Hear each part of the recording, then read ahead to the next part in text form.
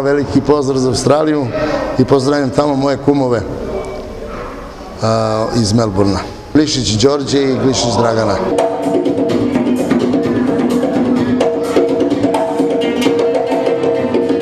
Crna Mamba je orkestar Šabana Barjamovića kog sam ja nasledio 2008.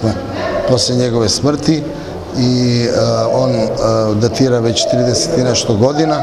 Inače smo mnogo popularnije u Evropi i svetu kao Mamba Black.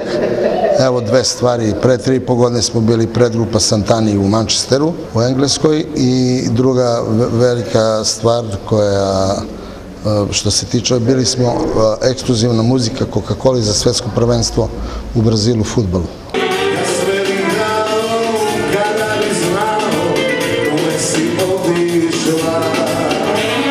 Vođa orkestra nakon smrti Šabana Bajramovića je Nebojša Saitović, koji svoj muzički talenat prenosi i kao profesor na 2 univerziteta u Australiji.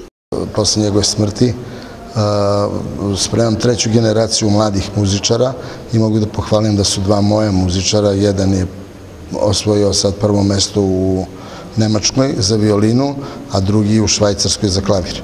Znači, negujemo tu muziku koja vuče korene i baš sa naših prostora ovde, sa Balkana. U Australiji ja držim školu etnomuzike, baš što se tiče našeg područja Balkana, i idem tamo profesionalno kao predavač. Inače sam često u Melbourneu, u Sidneju sam najviše.